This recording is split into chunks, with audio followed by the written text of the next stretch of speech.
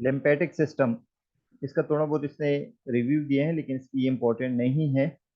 Consist of lymphatic vessel, lymphoid tissues और lymphoid organs पर मुश्तमिल होते हैं। Travel along with blood vessel, lymphatic vessel यानी ब्लड वेसल के साथ साथ चलते रहते हैं, इसका जो इंटरकनेक्शन होता है। Lymphatic vessel start with lymphatic capillaries, lymphatic ducts होता है इसमें, लिम्फेटिक ट्रंक्स और लिम्फेटिक कलेक्टिंग वेसल्स होते हैं।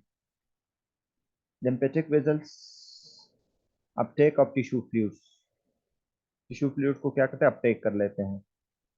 ये लिम्फेटिक वेसल्स हैं। तो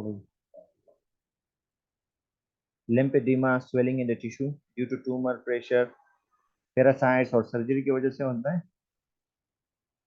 lymphatic system consist of lymphatic vessel, lymphoid tissues and lymphoid organs पर मुश्तमिल होते हैं। लिम्फॉइड टिश्यू क्या है? Diffusely located throughout the body and all organs, हर ऑर्गन पे में ये इंटरकनेक्ट होते हैं। contains germinal centers with dense populations of B lymphocytes. इस lymphoid houses macrophage, इसके साथ macrophages होते हैं। इस lymphoid टिश्यू का फंक्शन क्या है?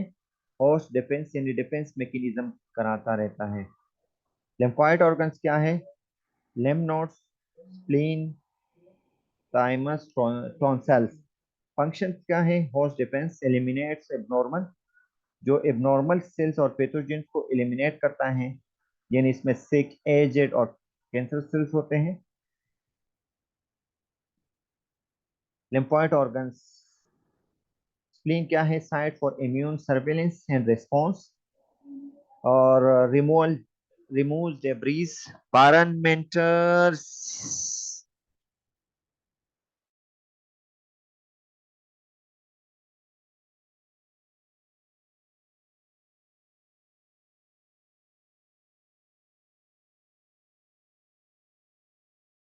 Remove debris, parameters, toxin, bacteria, viruses, all blood vessels।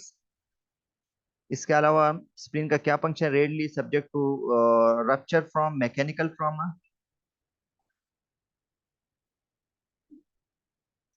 Lymphoid organs, इसमें हमारे पास आगे क्या है?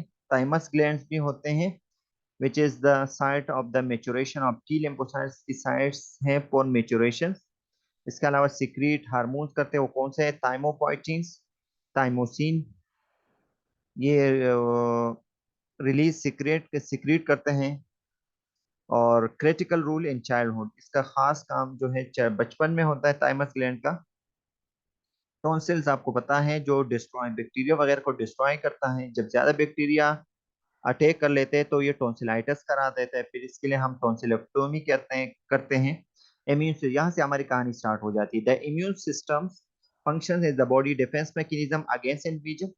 इसका फंक्शन क्या है? बॉडी डिफेंस मैकेनिज्म में कोई भी बैक्टीरिया वायरस वगैरह एंटर हो जाए। द टर्म्स इम्यूनिटी रिफर्स, हमारे पास जो इम्यूनिटी है इसका क्या काम है? Body specific protective response, specific protective response है to an invading foreign agents or organism। immune functions क्या है? is affected by age और by variety of other factors such as, immune function जो है वो by age और कुछ factors है इसकी वजह से खराब या अच्छा हो सकता है। इसमें सेंट्रल वेनस सिस्टम फंक्शंस है, इमोशनल स्टेटस है। अगर इमोशनल स्टेटस अच्छा हो तो इसका इम्यूनिटी अच्छा होता है। जिन लोग परेशान या स्ट्रेस कंडीशन होती है इससे इम्यूनिटी भी कमजोर हो सकती है। कुछ मेडिकेशन जो है इम्यून को अच्छा करा देता है, कुछ medication, majority of the medication जो है केमिकल ओरिजिन होते हैं जो आपकी इम्यूनिटी को डिस्टर्ब करता है या सप्रेस करा देता है। स्ट्रेस और इलनेस से है, ट्रॉमा और सर्जरी की वजह से इम्यूनिटी खराब हो सकता है।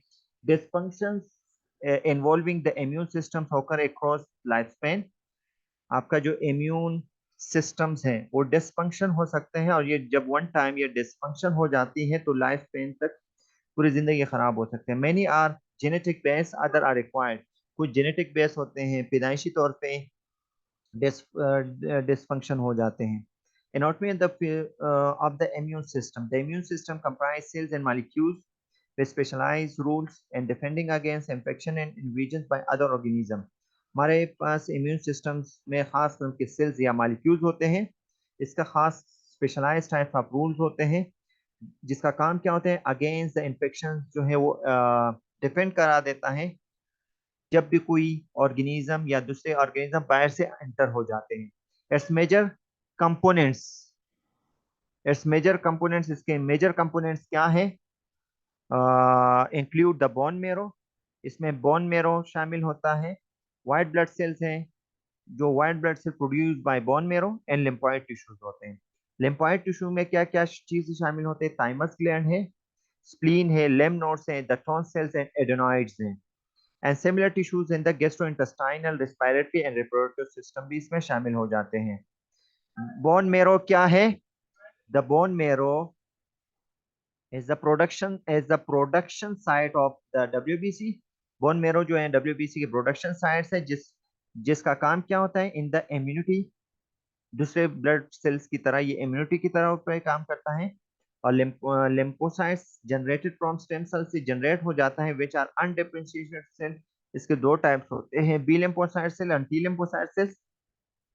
बी लिम्फोसाइट सेल जो है ये बोन मेरो में ही मैच्योर हो जाता है और फिर ये सर्कुलेशन में आ जाती हैं और फेगोसाइटिक एक्शन करा देते हैं, जबकि टी लिम्फोसाइट सेल जो है वो बोन मेरो से थाइमस ग्लैंड की तरफ चल चल जाता है और उससे दूसरे सेल भी बन जाते हैं और इसका डिफरेंट फंक्शंस होते हैं फॉर द इम्यूनिटी पर्पस के लिए।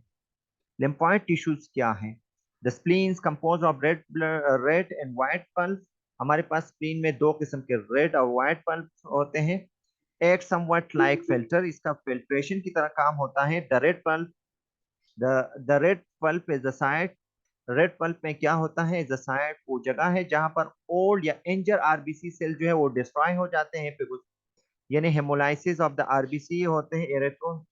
और जबकि हमारे पास व्हाइट पल्प जो पल्प होता है, इसमें इसमें lymphocytes, concentration of lymphocyte cells होते हैं।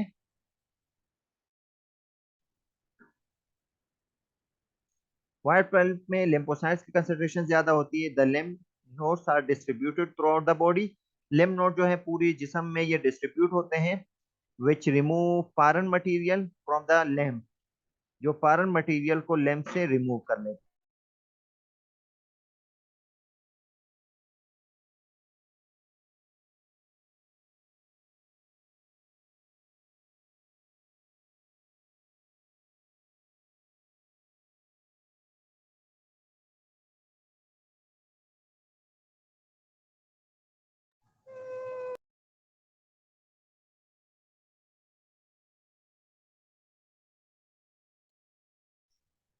Lymph nodes are distributed throughout the body, ये पूरी जिस्म में शामिल होते हैं, विच रिमूव्स, इसका लिम्फ नोड्स का काम क्या है?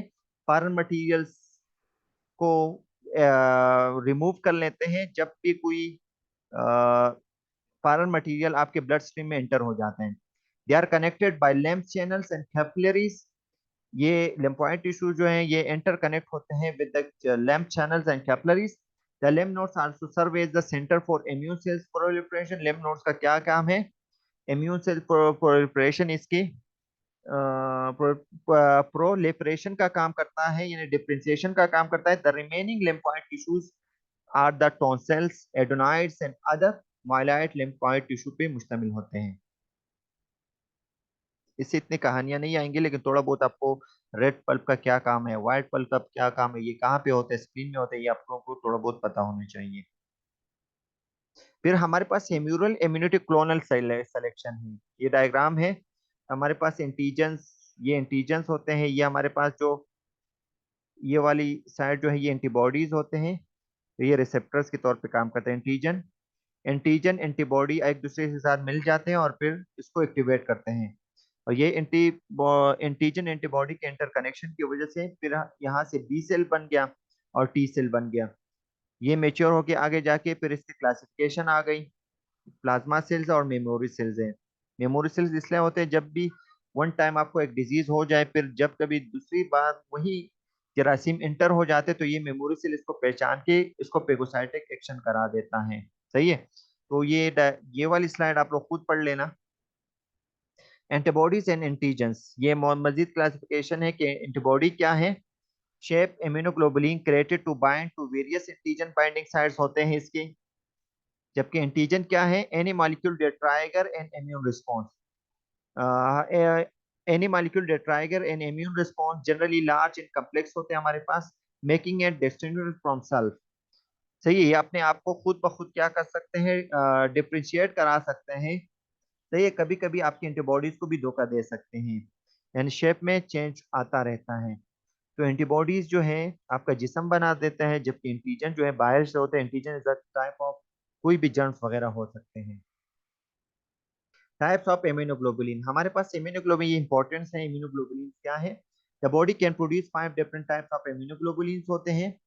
सही है, जिसका का एब्रीविएशन आईजी, जैसे IgA, IgE, IgD, IgE, IgG and IgM, इसके सारे काम है।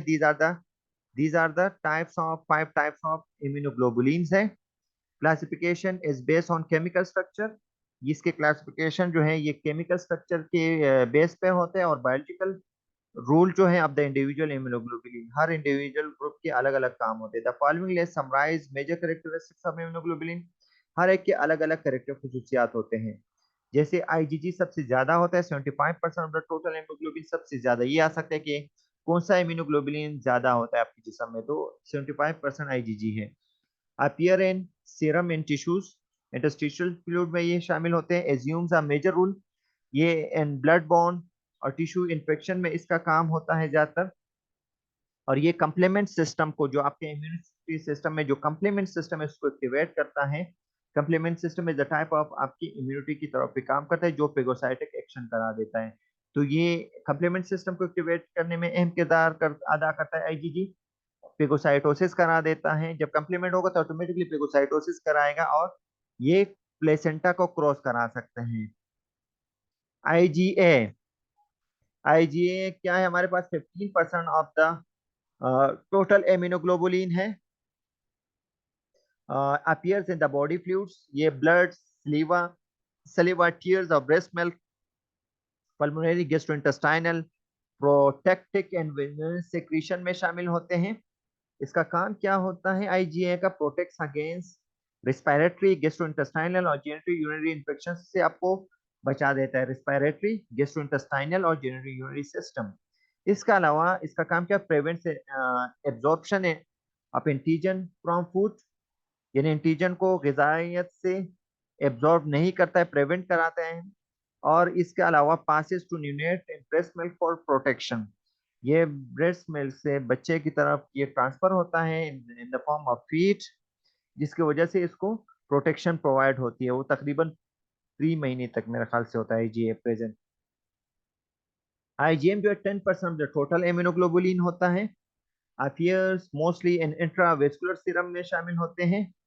फर्स्ट इम्यूनोग्लोबुलिन है, produce and response to bacterial और वायरल इन्फेक्शन से सबसे पहले आईजीएम होता है। तो हम ये बता सकते हैं कि ये कंप्लीमेंट सिस्टम को एक्टिवेट करता है। एक्यूट टाइप ऑफ इन्फेक्शन में आईजीएम होता है। जब हम टाइफाइड करते थे, अगर हमें आईजीएम नजर आ जाता था तो हम कहते थे कि ये क्या है, आईजीएम इज द, आईजीएम जो है एक्यूट टाइप ऑफ इन्फेक्शन में भी ही एक्टिवेट हो जाते हैं।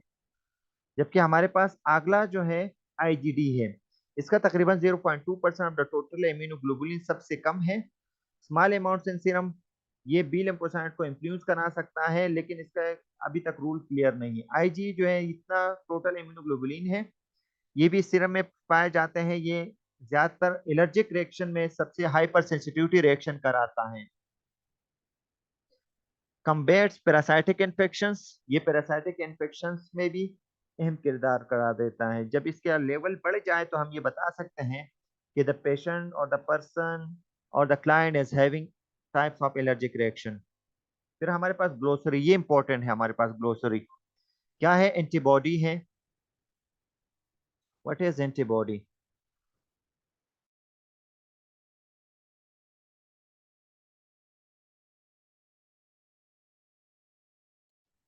एंटीबॉडी, एंटीबॉडी क्या है? Protein substance developed by the body in response to an interacting with a specific antigen। एंटीबॉडी क्या है? एक टाइप ऑफ प्रोटीन है जो develop by the body response to an interactive specific antigen के साथ। जब भी इंटरेक्ट हो जाए तो इंटरेक्शन करा देता है एंटीबॉडी। और एंटीबॉडी कब बनती है? जब भी कोई पारन सब्सटेंस जो है आपके जिस्म में इंटर हो जाए।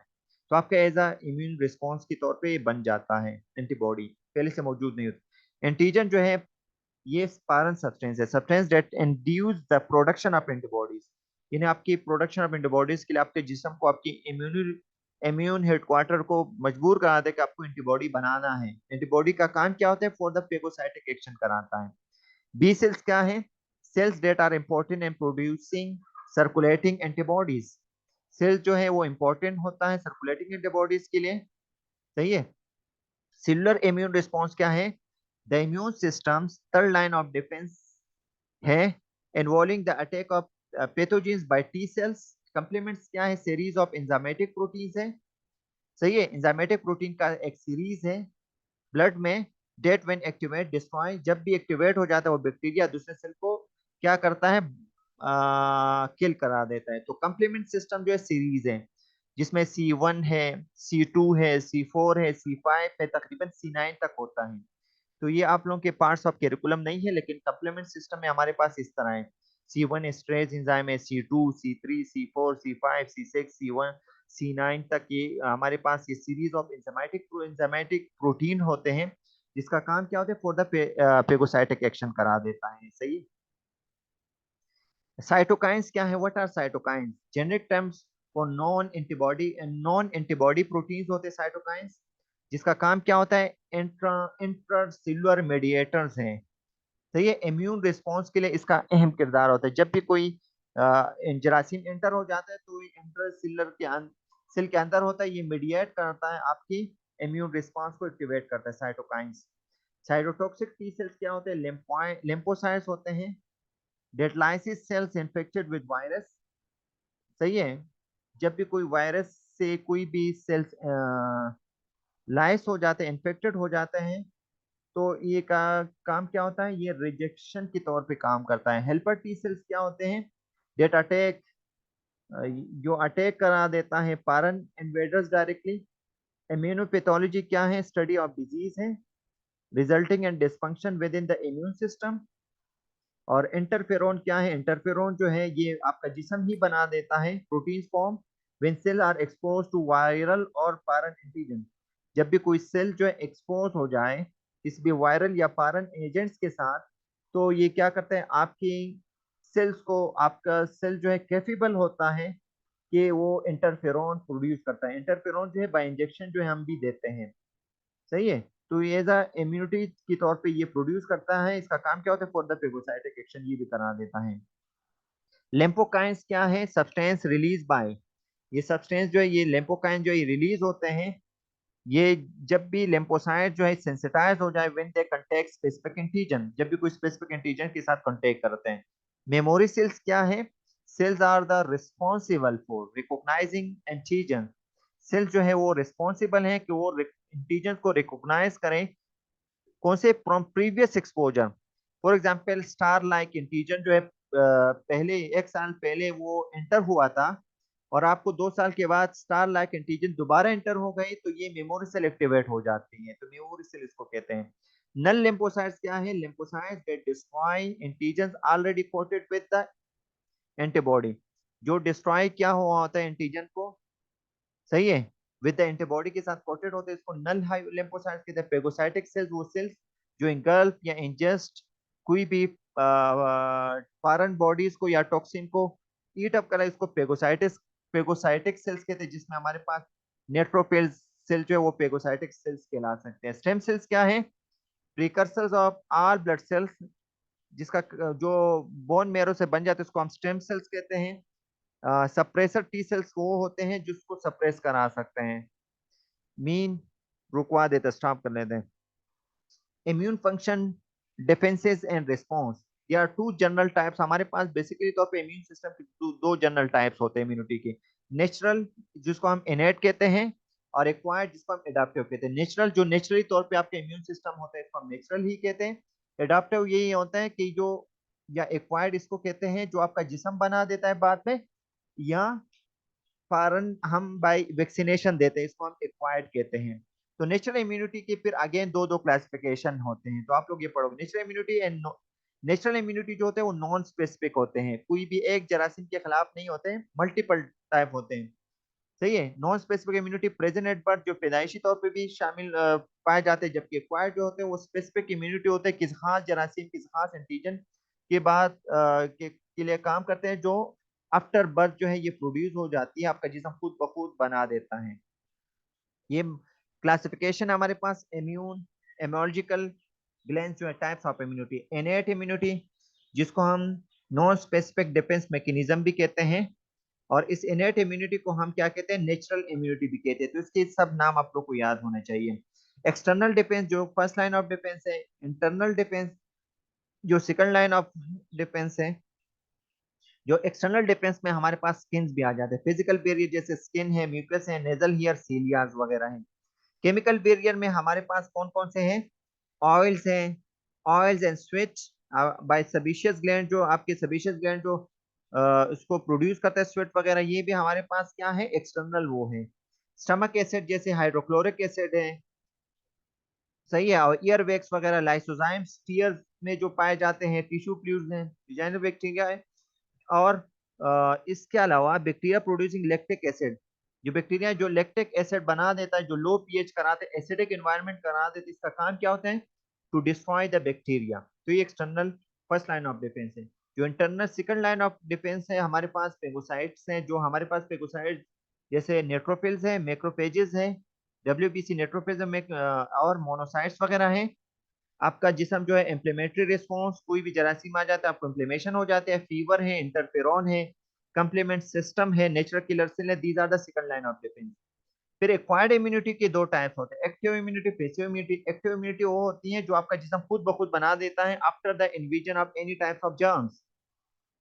T cells, memory T cells, B cells, plasma cells, ये आपका जिसम ही बना देते हैं। Antigen presenting cells, macrophage, B cells, ये सब चीजें हमारे पास एक्टिव इम्यूनिटी। एक्टिव इम्यूनिटी जिसमें आपका जिसम इन्वॉल्व होता है production of antibody. Passive immunity वो होती है जो हम इसको एंटीबॉडीज खुद ब खुद बना दे देते हैं, आर्टिफिशियली प्रोड्यूस। सही है। देखो, antibodies artificial produce outside directly injected to the body, not contact with pathogen, इसका पैथोजन से कंटेक्ट नहीं होता, डायरेक्टली एंटर हो जाते हैं। जैसे हमारे पास आईजीए जो है, जो ब्रेस्ट मिल्क में मौजूद होते हैं, वो क्या है, वो पीसीओ इम्यूनिटी कहलाते हैं। अभी यहाँ पर अगेन एक्वायर्ड इम्यूनिटी के दो टाइप्स होते हैं, आप लोग यहाँ पर सिर्फ दो पढ़े, लेकिन यहाँ पर दो टाइप्स हैं, नेचुरल एक्वायर्ड और आर्टिफिशियल एक्वायर्ड। एक्वायर्ड वही होते हैं जो आपको कहीं और से मिलते हैं, खुद आपका जिसम नहीं बनाते। जो नेचुरल एक्वायर्ड एक्टिव इम्यूनिटी किसे कहते हैं, एंटीजन एंटर बॉडी नेचुरली, सही है, body produce antibodies and specialize lymphocytes. तो ये नेचुरल एक्टिव इम्यूनिटी है। पैसिव इम्यूनिटी जो है एंटीबॉडीज कंटेनिंग होती है। नेचुरल एक्वायर्ड वो होती है जब आपका जिसम जिसम में कोई जरासीम एंटर हो जाए, जैसे सल्मोनेला टाइफाइड आपके जिसम में एंटर हुआ, इसके खिलाफ जो एंटीबॉडीज बन गई, वो नेचुरल एक्वायर्ड एक्टिव इम्यूनिटी कहलाएगी। जबकि passive immunity, passive natural acquired immunity वो कहलाती है जो आपको इम्यूनिटी खुद ब खुद मिल जाए कहीं और से, जैसे मदर मिल्क से आईजीए कंटेनिंग एंटीबॉडीज मिल जाती हैं बच्चे को, और इससे बच्चे को फिर जरासीम वगैरह वो इतने इन्फेक्ट नहीं करा सकते, वो इसको कहते हैं। आर्टिफिशियल एक्वायर्ड एक्टिव इम्यूनिटी उसको कहते हैं जो आर्टिफिशियली किसी भी जानवर में हम इंटीजन को इन्वेट करते हैं, और इस इंटीजन के खिलाफ जब भी कोई वो जो जानवर है वो इसके खिलाफ कोई भी एंटीबॉडीज बनाते हैं, उसको आर्टिफिशियल एक्वायर्ड इम्यूनिटी, फिर इन द फॉर्म ऑफ वैक्सीनेशन जो है हम इंसानों में इंजेक्ट करते हैं। जैसे आपने देखो, introduce vaccine, body produce antibodies and specialize lymphocytes, ये है। और पीसीओ आर्टिफिशियल एक्वायर्ड इम्यूनिटी वो होती हैं जो perform antibodies and immune serums introduce antibodies bye injection के तौर पे हम कर देते हैं। सही है। बस यहाँ तक आज का क्लास डिसमिस हो जाता है।